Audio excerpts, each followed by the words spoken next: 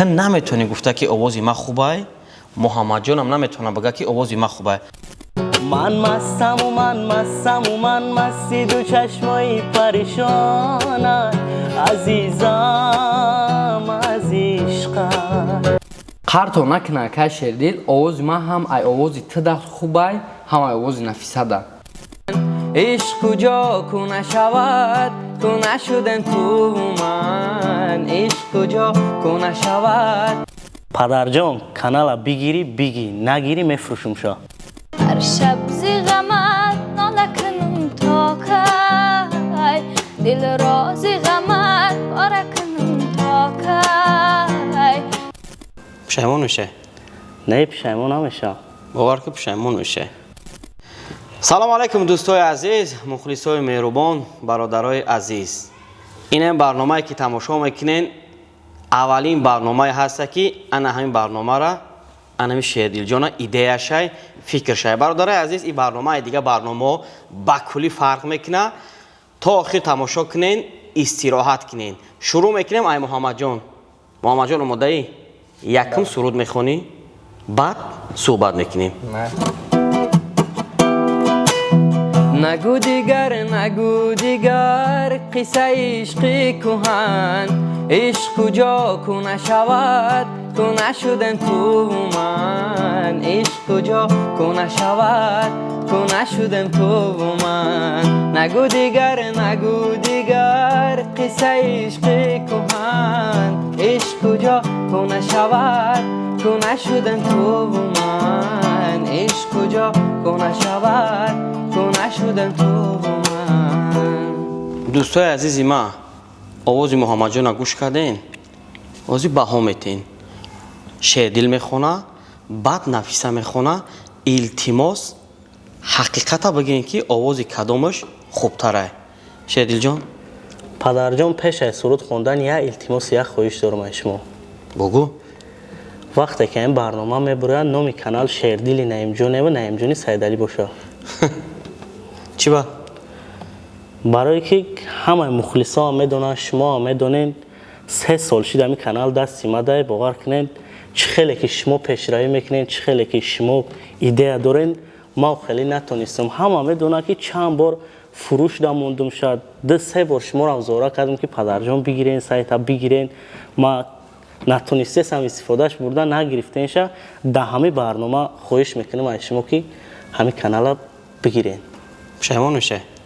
نه پشیمون نمیشه. باور که پشیمون میشه. فکر میکنم که دست شما دا بودن خوبتره بچه خاطر که شما ارزنده این کانال دا. این یوتیوب یک چیزی هست شیردل جان که یک تلویزیون برینه. تو حرکت میکردی، مهنت میکردی نمیکردی، کدام برنامه‌ای که در این یوتیوب کانال میبرومد فرق نداشت. دیگه سراینده ها بود کی باشه نباشه همه میدید که ای کانال شیردل نعیم جان برومد. ابتدا یک پلوسی بود. وقتی که نعیم جان سیدعلیش میکنی باید تو حرکت کنی و مهنت کنی که نامد مونه. شروع فکر کردی؟ فکر کردم دوستای عزیز کانال بعد همه برنامه پدرم نعیم جان سیدعلیش کنه. ما همه شما دا وعده میتونم که پیشروی میکنم. فکر میکنیم برنامه برومد اگر که نعیم جان سیدعلی باشه فکر ما نکردیم. اگر شیردل نعیم جان باشه با فکر میکنیم. بخون سرود. کی باشد و کی می باشد و می، من باشم و وی من باشم و وی. من مستم و من مستم و دیوانه.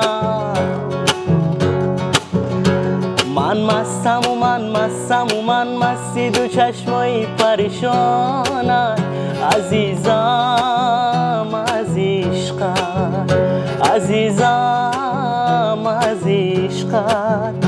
با اول قهقهی مستت بجانم، با دوم قامتی پستت بجانم، با سوم خنده های دل رو باید، با چهارم نگینی دستت بجانم، با سوم خنده های دل رو باید، با چهارم نگینی دستت بجانم. دوستای عزیزی ما محمد جان خان شیردل جان خان حاضر نفیسه میخونه بعداً کامنتر کنین بعداً بهاگذاری کنین نفیسه را گوش میکنیم صحبت دوام میدیم هر شب زی غمت ناله کنم تا کی دل را زی غمت پاره کنم تا کی دل را زی غمت پاره کنم تا کی مدارو قوتم نیست دیگر ای جان به درگاه خدا زاره کنم تا کی به درگاه خدا زاره کنم تا کی تا کی مخلصای مهربان آواز هر سه گوش کردین فکراتونه در کامنتر بنویسین فقط التماس میکنم که حقیقت بنویسین که آواز محمد جان خوبه یا ای شیردل یا ای نفیسه بنویسین ده جای یکم شیردل یا جای دیگه محمد یا جای سیم نفیسه یا جای یکم نفیسه خلاص دیگه فکراتونه بنویسین بعد یک چیز دیگه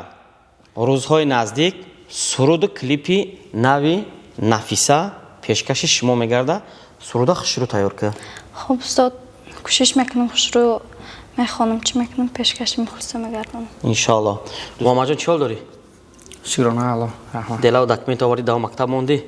ها مکتب خوش رو بخون انا میخوای کم کم بیو با کلیپ ها و سرودای نو دستگیری کردن میگیرم اکایی که در خونه جا کردگی سخت حرمتش که با ناحرمتی نکنی که با گوشتا تا میتو فهمو تدا براری کار شیردل جان در خونه اختای در خونه محمد جانای یک جویا بشین تیز تیز ده مثال ای مکتب اومده درس اومد یه هفته ده بار سه بار یک جویا بشین و مشق کنین او سرودی که پیشنیاتون کردم کو او را تیار کردن بگیرین بعد کلیپ و سرودی که نفیسه که برآمد با ای شما را ارنجировка میکنیم و کلیپ میکنیم پیشکش مخلصا میکنیم ان شاء الله تمام فهمو مخلصای مهربانی ما خداوند نگهبانتان باشه تا برنامه آینده پیشروی را ان شاء الله انتظار شین خداحافظ